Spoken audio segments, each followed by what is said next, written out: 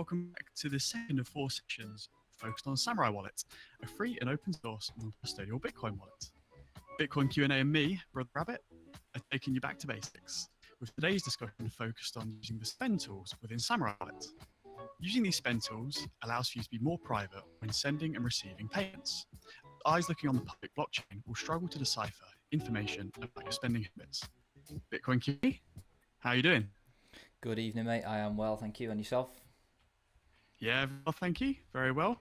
Thanks for those joining us live in the Telegram chat. Yeah, welcome everybody. I think it's probably prudent that we have a little bit of a recap just to remind everybody, or remind those that might have missed the first session as to why we're here and what we're trying to achieve. So Brother Rabbit and I are holding 4 sessions on Samourai Wallet and the Samourai Wallet ecosystem, aimed at absolute beginners to entice them into our world and to show them what Samourai Wallet's all about, and that Red Wallet isn't always as bad as the Twitter sphere likes to say it is.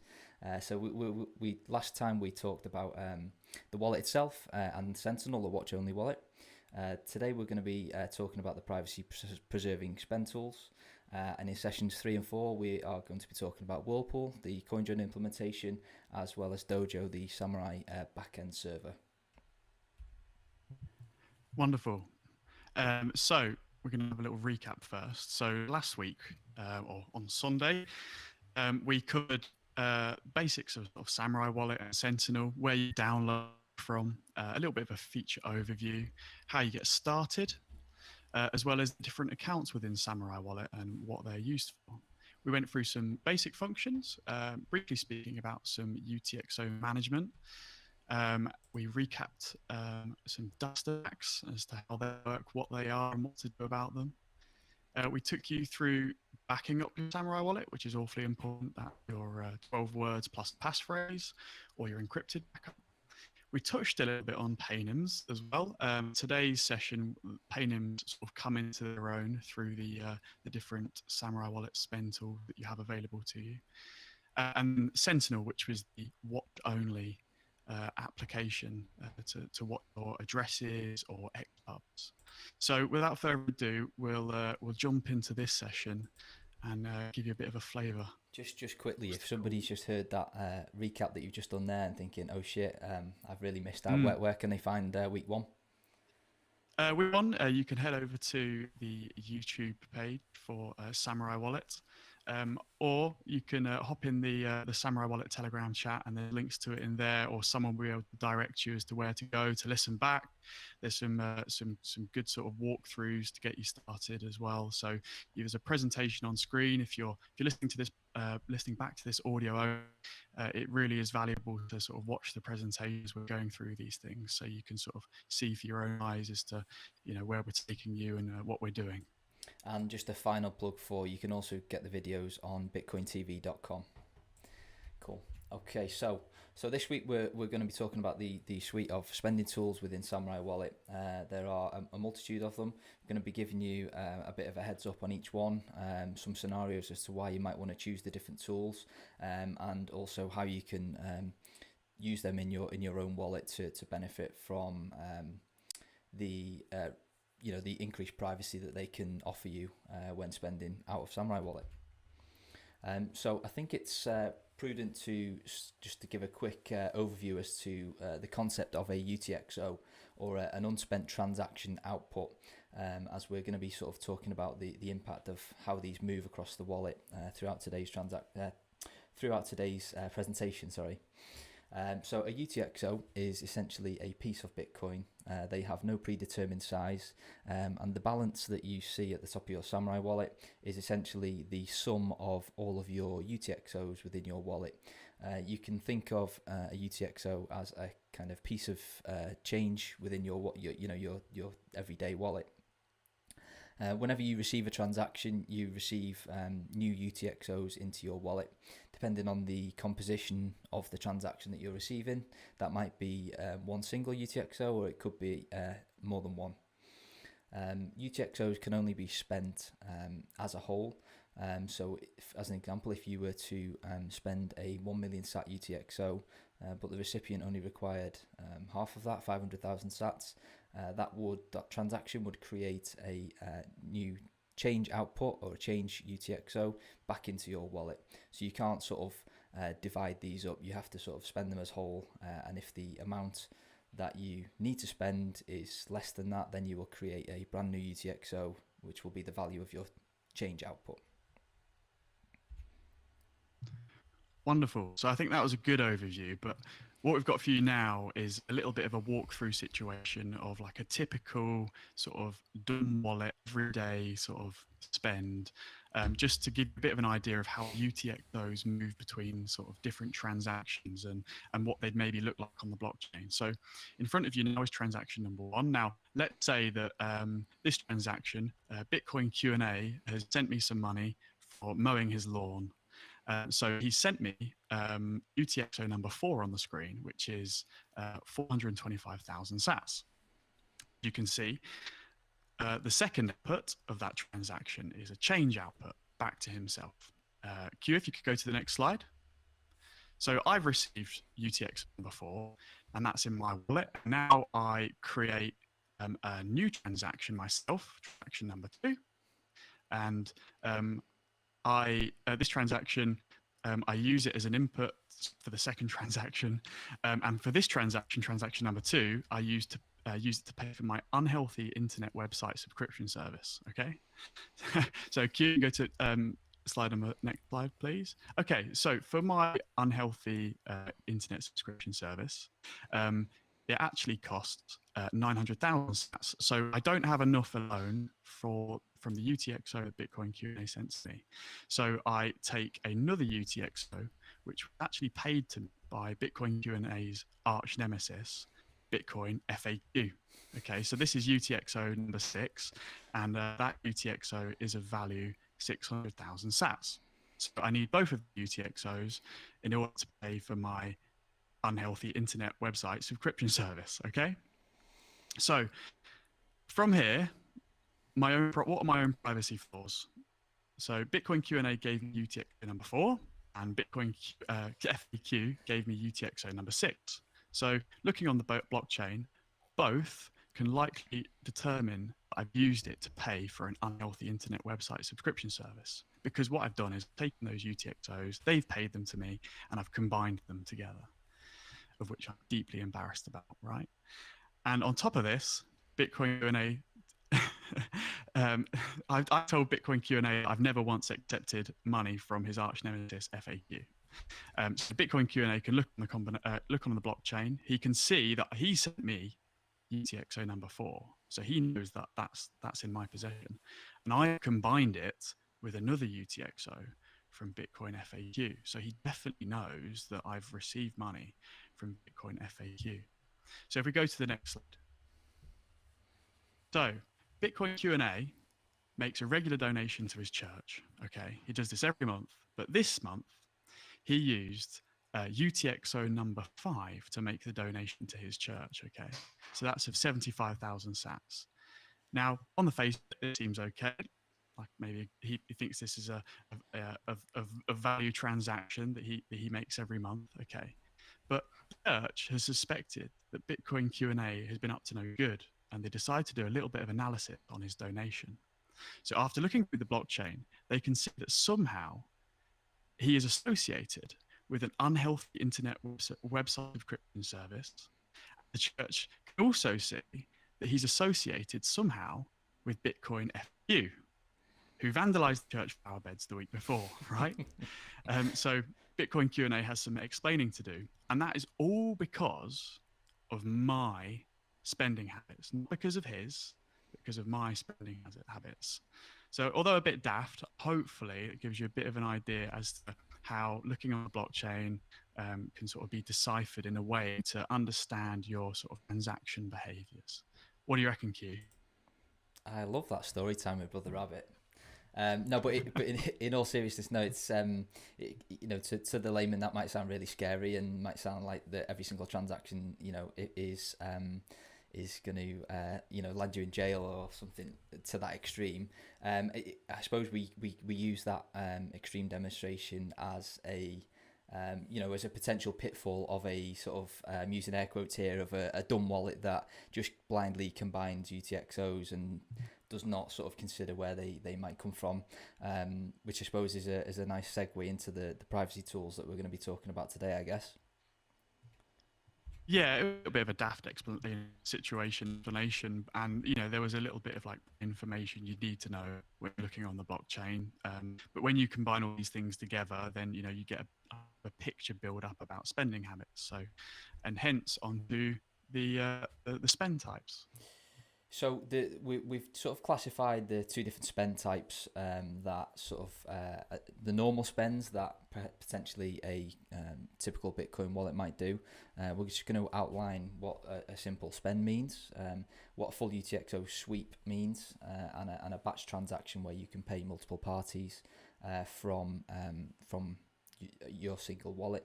And then we'll come on to the privacy spending tools that are within Samourai wallet and sort of explain or outline why we think that they're superior to a simple spend in terms of privacy.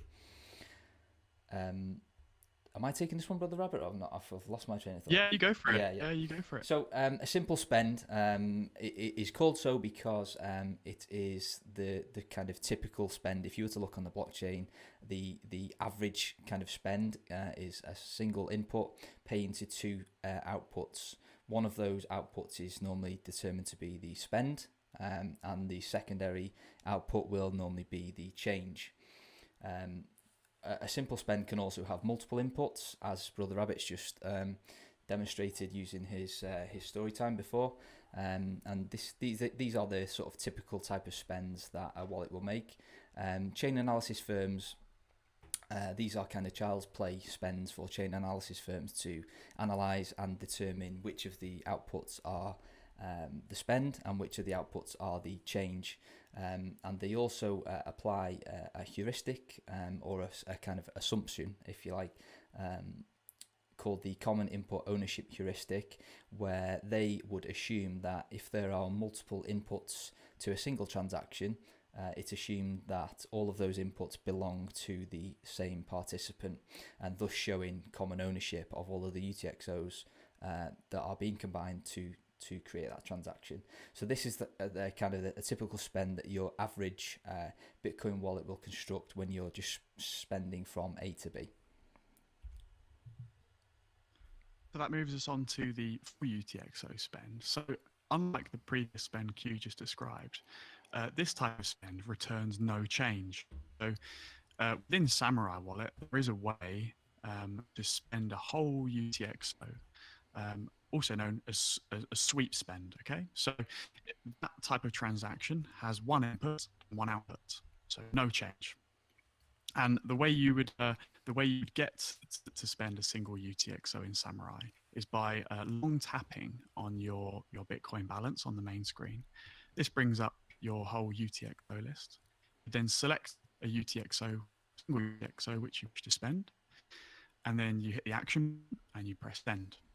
Now, with this sort of spend, it's normally always assumed from a chain analysis point of view that you're spending to yourself, because if you think about it in sort of an everyday sort of situation, you're quite unlikely to take a whole UTXO, of an exact amount. Remembering, Bitcoin goes down to has 8 zeros after the decimal place. So, if you're spending a whole UTXO, it's sort of always assumed to be a self-spend. And just to add to that, another sort of good use case for this type of spend would be as a way to deal with your docs exchange from a Whirlpool sort of initial transaction. So you might be left with a really small amount of change from a Whirlpool transaction, which we're going to be covering in the next session, that you might not know how to deal with. It might be small enough that you kind of, obviously you can't go back into Whirlpool, and you might just want to get rid of it out of your wallet because you don't want to have to deal with it. You could use a full UTXO spend to donate that to your favorite wallet developer to support their cause, if you like, and it's kind of a double win really, because you're supporting the developer and you're also sort of ridding yourself of a change output that you don't really want to have to deal with.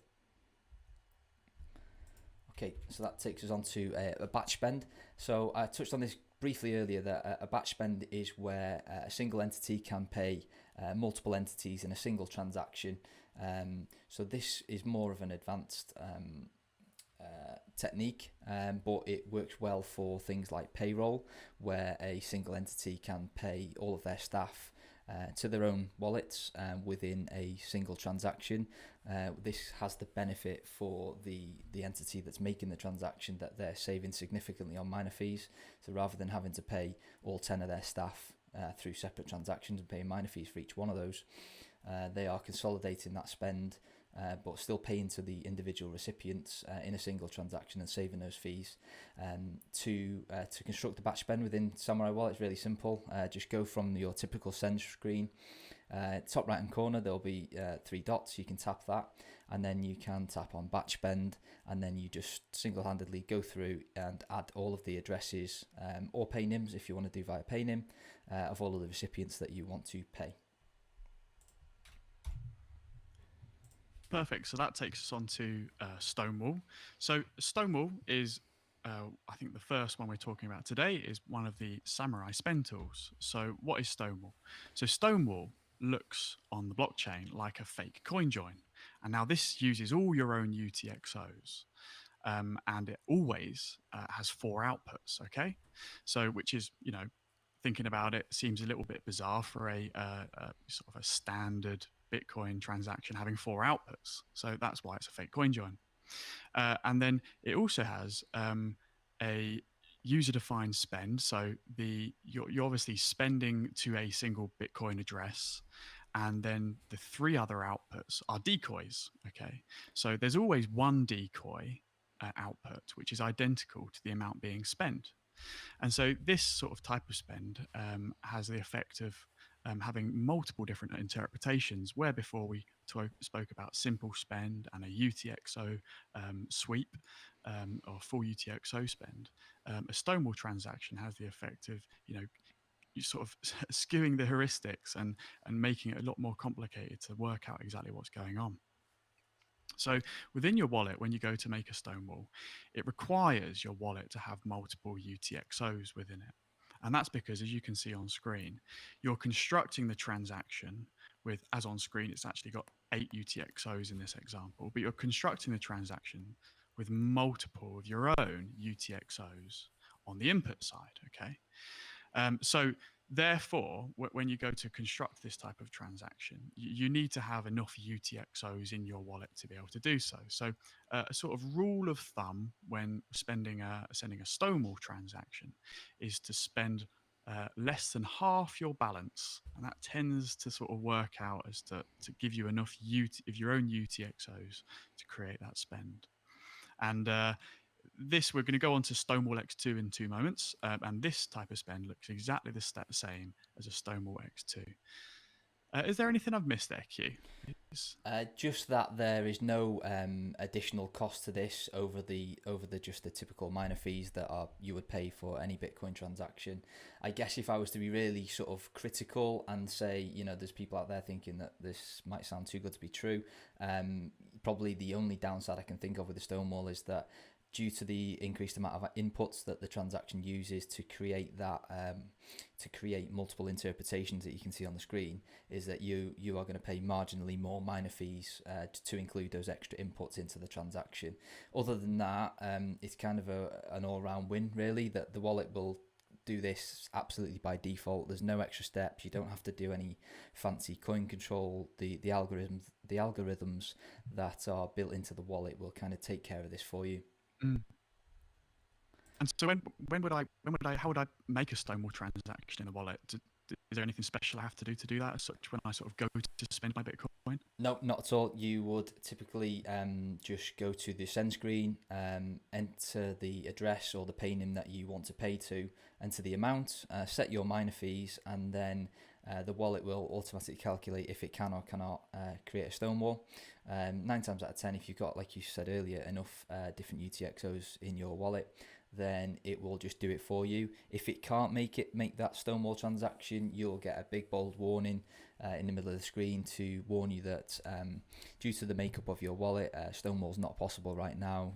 Are you sure you still want to make this transaction? Obviously, you're fully in control of all of the Bitcoin within your wallet, so you can make that spend if you want to, or you might sort of heed that warning and just think again and maybe add some more UTXOs to that wallet and make that spend, down the line.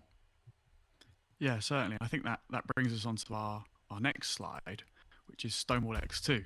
So if you can't construct a Stonewall using all your own UTXOs, you can do something called a Stonewall X2, which looks exactly the same as a Stonewall.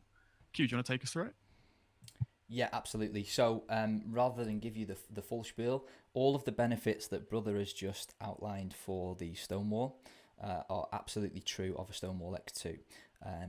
The kicker here is that for any sort of chain analysis firm that are sort of scrutinizing a Stonewall transaction or a Stonewall X2 transaction on the blockchain, they look absolutely identical. So the kicker is that any Stonewall looking transaction can either be a Stonewall or a Stonewall X2. Now, a Stonewall X2 is actually two people making that spend to a third party. It comes with all of the usual decoy outputs that Brother talked about earlier. But you can to use an example, if I wanted to buy a baseball cap from Samourai Wallet, Brother Rabbit and I could collaborate on a Stonewall X2 transaction. How you would do that, we're going to show you in a minute with a quick video. So we could collaborate to create our own little mini coin join that creates multiple interpretations that will confuse anybody looking at this transaction on the blockchain. And when we are making that spend to Samourai Wallet to pay for whatever you want it to be. The only other thing to add, I guess, correct me if I'm wrong here, Brother, is that with a Stonewall X2, the fees are split 50-50 because both parties are kind of getting a good deal out of this in terms of they're both sort of adding multiple sort of interpretations to their UTXO set and sort of crossing the wires, I guess, of the chain analysis firms. Have I missed anything there, Brother, before I attempt to show this video? That's good. Yeah, certainly. So as I speak, Q's gonna switch the screens for those watching. Hey guys, so it's Q here recording post-production. We had a couple of issues, especially with the stream when we were trying to show a Q9oUF4 video. So I'm just adding that in using the editing software after the fact, and then we will jump straight back into the live stream. So here we go, let's get started with the video and I will talk you through it. Okay, so we have Bob sending a Stonewall X2 to a third party with the help of Alice, another Samourai Wallet user. So Bob is going to hit the send button. He's going to paste the address of the third party that he wants to send to, which does not need to be a Samourai Wallet user. Bob's then going to enter the amount. In this example, he is sending 700,000 sats. He can then hit review transaction, and then he wants to toggle the Cahoots toggle on. Then select Stonewall X2. And finally, he's going to choose online so that he can collaborate remotely with Alice.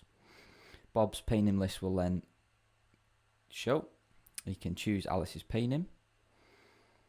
He can review the final details of the transaction, where he can also select his miner fee depending on how quickly he wants the transaction to be processed. And then he can tap begin Stonewall. So moving over to Alice's part of this, Alice now knows that Bob wants to collaborate on a Stonewall X2 because they've just contacted each other out of band. So Alice has gone to receive. She hits the three dots in the top right hand corner and presses receive online Cahoots. Now this puts Alice's wallet into listening mode, and as you can see there, it's popped up straight away that Bob wants to create a Stonewall X2 with her. The wallets will now communicate over an encrypted communication layer called Soroban, and as you can see fairly quickly the transaction has been constructed, which Bob can then review and hit send and confirm, and the transaction will then be broadcast to the Bitcoin network. Easy as that. Okay, I'll drop back into the live stream. And I think that's about it. It is quite simple. It shouldn't really be something that anybody should be too scared about. And it sort of we always recommend to make every spend a coin join. So whether that be a Stonewall, constructing the transaction yourself, a Stonewall X2, which uses a collaborator to construct the transaction, or onto our third spend tool, which I believe is Q. Yeah, it's going to be a Stowaway. stowaway. Yeah, sorry. Yeah. So what is a stowaway? So a stowaway is a type of pay join. So where paynim A sends some Bitcoin to paynim B. You can only use stowaway in Samourai wallet, unfortunately. And a stowaway transaction, as you can see an example on screen here, would have a minimum of 2 inputs. So similar to how a sort of a Stonewall X2 uses another paynim's UTXOs. Well, in this instance, if I'm paying to Bitcoin Q&A, he's even though he's receiving Bitcoin from me, he is providing his own UTXOs onto the input side of the transaction. And so the amount being sent in this example is actually going to be masked. It's going to be obfuscated from the from the blockchain, and it almost looks like a bit of a funny transaction because it's got 4 inputs in this example on the screen, but 2 outputs.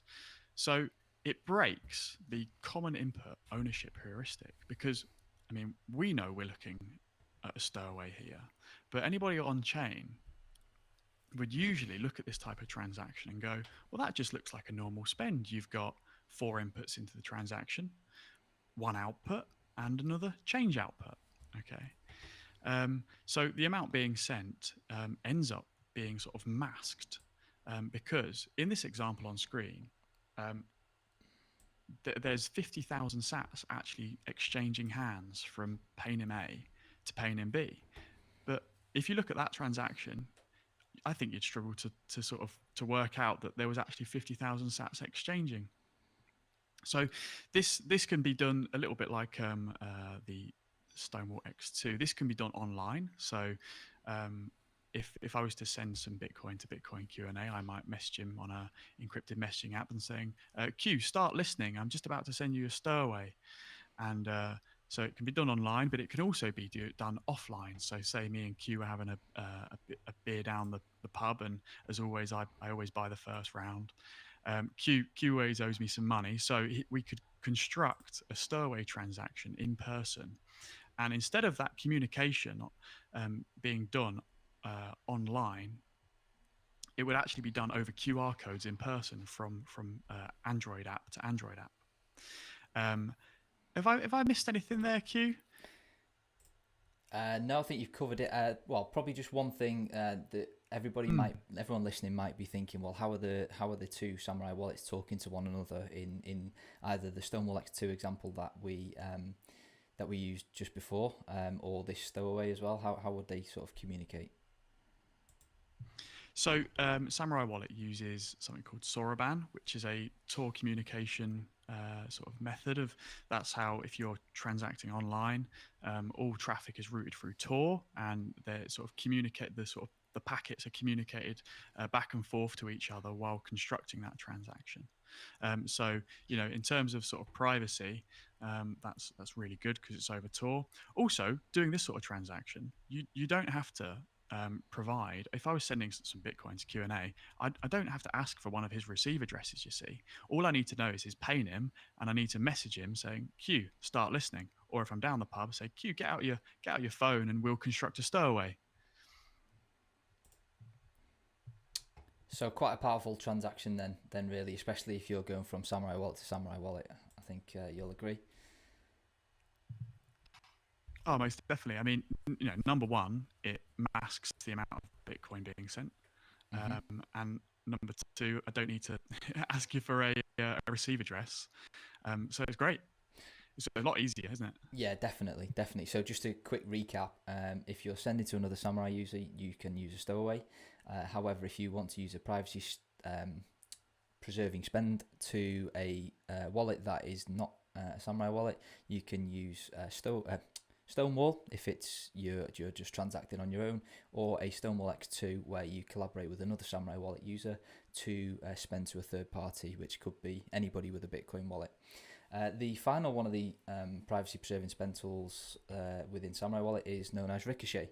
I believe this is the OG of the spend tools. I think this was the first one the guys added. I'm probably going to get corrected on that later, so apologies if that's wrong. What Ricochet does is it creates additional hops between your origin or the address that you're sending from and the destination that you're sending to. So why would you want to do that? So you might want to do that if you wanted to create some distance from, let's say, a Whirlpool coin join, and you were spending to a regulated entity such as a KYC exchange because you wanted to, God forbid, sell some Bitcoin. So you could use a Ricochet transaction to do that, where rather than just going from your address in your, say, Postmix wallet to the Coinbase deposit address to sell some of your sats, you could do that using a Ricochet, which would add I believe up to 4 hops, so 4 different addresses between your the address you're sending from and the receive address at Coinbase. Now there is a fee for the Samourai sort of software to coordinate this for you, which is 100,000 sats, recently reduced down from 200,000 sats. There are 2 types of Ricochet that you can do. There is a standard Ricochet or a staggered Ricochet. The staggered Ricochet will always ensure that each hop takes place within a different block. So consequently, a staggered Ricochet is going to take a little bit longer than a standard Ricochet. So if you are going to use this tool, just be a little bit patient with it. Obviously, sometimes the Bitcoin blockchain can go, up to an hour without a single block. And if you're waiting for 4 blocks, because you're using a staggered Ricochet, then that could take a little bit longer than normal. Have I missed anything on Ricochet there, brother? No, I think you've covered it quite well. I think to say that, it's often asked about Ricochet, when should I use it? What should it be used for? You highlighted then, it's probably best place to be used when sending to a regulated exchange, because all it was doing is, creating hops between the origin of your Bitcoin and the destination, isn't it? So for me, on a sort of regular spend basis, or if I'm paying for a service, I think I would prefer one of the other spend tools than Ricochet in that example. Yeah, I would with the other spend tools, it's sort of, yeah. I was just going to say, I would tend to agree. And also just a quick question as well that we see a little bit in the Telegram chat, which hopefully you can answer, brother, is that if somebody was to use a Ricochet, are they sort of losing custody of that Bitcoin along that sort of route of hops, or what happens there? No, not at all, not at all. So segregated away, buried inside your Samourai wallet, you still have access and control of the private keys, so to speak. But all Ricochet is sort of doing is using your own wallet for those hops. So it's just that those hops are hidden within the UX of the wallet app. So while that payment is hopping from one to the next, before it gets sent to the final destination, it's always in control of your wallet. So it's not like when you send a Ricochet payment, it's not like it leaves your wallet and it's gone forever. Yeah. So when you create a Ricochet, which again you do quite simply, don't you? You go to the send button, you choose the recipient. You paste in the Bitcoin address just like you would usually, and you enter in the amount and you select Ricochet, and then you hit send pretty much. So it's quite simple to do, and you don't really have to you don't give any thought to the hops involved, but just know that before it hits the destination, the receive address, that Bitcoin is still within your possession, i.e. controlled by your own private keys. Awesome. Right, so that kind of caps off all of the privacy spend tools. So shall we hit them with some top tips before we take some questions? Yeah, definitely. So I think we covered this one last time, but it's good for privacy reasons is never reuse addresses. So if you're giving a receive address to anybody, then you hit that receive button and it generates a new receive address. Now, the beauty also of some of the tools we've discussed today is that if I was receiving a stowaway payment, for example, well, by default, that's received to a new receive address, and that's all managed for me by Samurai Wallet. Another thing that we heavily believe is that Stonewall sending Stonewall transactions should be a minimum. So you should be aiming to make every spend a coin join. And there's a little link at the bottom there, which is a Telegram group called Make Every Spend a Coin Join. So when you can't construct a Stonewall yourself, you can always construct a Stonewall X2. And so there's a Telegram group set up where paynims are exchanged, and you can go on to that Telegram group and say, oh, I need a collaborator to help me send a Stonewall X2. So for the second point, always try to make Stonewall the minimum, and if you can't Stonewall, you've got Stonewall X2 available to you, or if you're paying to another Samurai user, use a stowaway. Awesome, good stuff. Okay, so moving on, we covered this last time briefly, but again, worth reminding, it's prudent to label all of your incoming UTXOs, just so that when you are constructing spends in the future, if you want to do, say, a single UTXO spend perhaps, if you've got some robust labels on your UTXO list, then you can make a sort of educated decision as to which one of those UTXOs that you might want to spend to, depending on who the recipient is and what information that could or could not share about you. Again, just a reminder about Ricochet, probably worthwhile doing a Ricochet if you are spending to a regulated exchange that may look unkindly on coin joins or that sort of behaviour within the wallet. Next one, make use of low fee environments. We, until fairly recently, I haven't looked at the mempool for a couple of days, but we've been seeing common bouts of 1 sat per byte transactions, which is the kind of the cheapest that you can get transactions, being confirmed into the next block. So what I would say is where we have fee environments like that, and if you've got, say, a spare phone that you can put a second Samurai wallet on it, just have a practice at using some of these spend tools that me and brother have just been talking about to do some different stowaways or Stonewall X2s. Between the two wallets, it's going to cost you a couple of hundred sats at best. Alternatively, if that sounds a little bit too expensive for you and you like to keep hold of those sats, you can make use of the testnet feature within the wallet to basically do as many of these at absolutely zero cost. You can get free testnet Bitcoin from a multitude of different faucets on the internet, and you can transact to your heart's content to make sure that you're comfortable with these tools and how they work before you dive in onto the main chain. Great, and we've spoke about lots of different spend tools today, and as well as some sort of simple types of transactions. And it's all quite well as speaking about them, isn't it? And talking them through how you do them, but sort of nothing quite beats sort of either checking your own transactions on chain or looking up some transactions on chain to get a bit of an idea of how it works and how Bitcoin sort of moves across the blockchain, if you like. So a good way to do that is to use a website which is on screen now, as you can see, called kycp.org.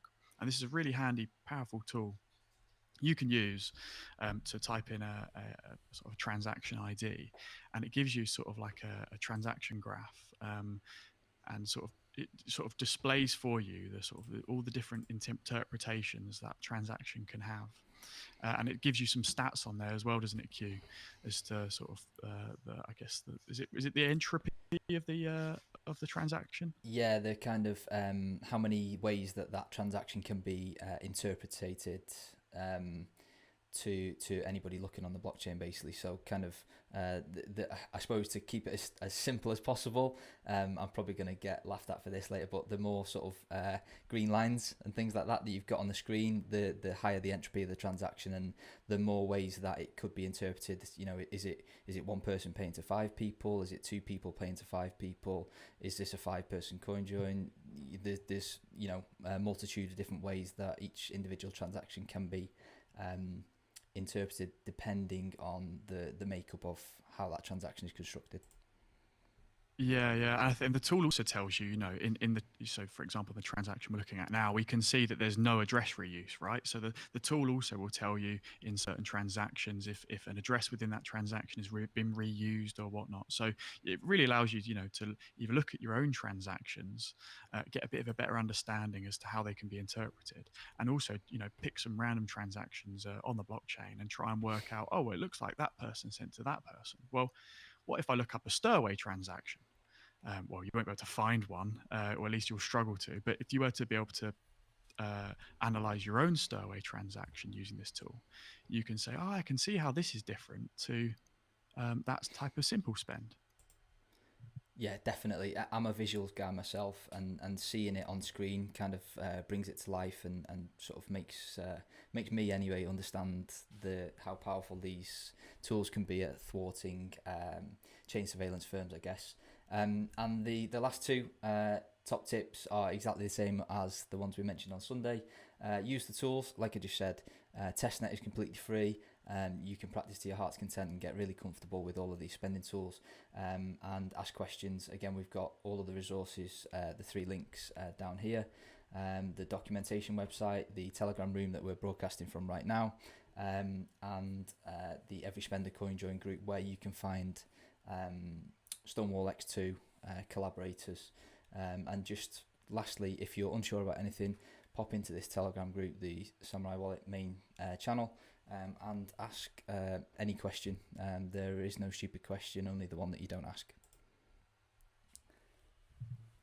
Wonderful. So talking of questions, just have a look to see if we've got any in here. So we've got a question in the chat that is asking, is kycp.org available via Tor instead of ClearNet? So to the best of my knowledge on that one, I believe it's ClearNet only. Obviously, you can there's nothing stopping you opening it up in Tor, but as far as I'm aware, yeah, just ClearNet. Yeah, I don't think there's a onion address for KYCP. Yeah. There's another question here. Q, can you answer this for us? Is a Ricochet transaction broken up into more UTXO, or is it just 4 self-transfers? So it would, a standard Ricochet would be 4 transfers of the amount, the final amount being transacted, I guess, with the exception of the fee being taken out in the first hop. However, if you were to connect to the Samourai Wallet PayNim before making the transaction, that has the added benefit of when you construct the Ricochet thereafter, the fee is taken out across each hop. So the fee is divided up into, say, 4, and 25% of that fee is taken out at each hop. So that has the result of each hop of the Ricochet transaction looking like a 1 input 2 output transaction. So it's distinctly better. So I would advise everybody to connect to the Samourai Wallet PayNim first before you create a Ricochet transaction. And if I just pop back to the Ricochet, there you go. That's an example of a Ricochet where the user was connected to the Samourai Wallet PayNim, because there is these smaller lines here, and here are the fee going to the Samourai Wallet developer PayNim address. Great. And there's another question here that is slightly frustrating, I find as well, and not in a bad way at all, but just from a user perspective, wanting to grasp hold of the spend tools straight away when downloading Samourai Wallet. And that question is, when you first download a Samourai Wallet, how can you receive Bitcoin from another PayNim? because we've described the tools today using paynims and using the tools available. And the simple answer to that is unfortunately you can't, because you if you were to receive from a paynim using a stone wall, then sorry. They all start with S, don't they? If you were to receive a stowaway transaction, you need to be able to provide a input into that transaction. Now, if you've got no Bitcoin in your wallet, you can't do that. So the alternative is for the sender to send you either a Stonewall themselves or a Stonewall X2 themselves. But as a new user downloading the wallet, as it currently stands, you can't be in cahoots with somebody else until you've actually got Bitcoin in your wallet. So hopefully that answers that one. I'm not seeing any more questions in the chat, so you do want to give them a sort of heads up on what's coming in week 3 and 4, and then if there's no more questions popping into the chat, we can wrap it up. Yeah, most certainly. So if you're listening to this after the stream, consider joining us on Telegram for the next session, where we'll be diving into Whirlpool, Samourai's implementation of CoinJoin, which allows users to break deterministic links to their Bitcoin's previous on-chain history, as well as provide forward-looking privacy. For the final sessions, we'll round it off with Dojo, the Bitcoin full node implementation to back your Samourai wallet, allowing you to choose your own rule set to follow, validate all your incoming transactions, and gives you the power of 24/7 Whirlpool remixes while you're chilling out in the hot tub. Have I missed anything, Q? Should we say goodbye? No, that was beautiful as always. It's been a pleasure, man, and I will look forward to chatting to you in the next session. See you soon. Take care.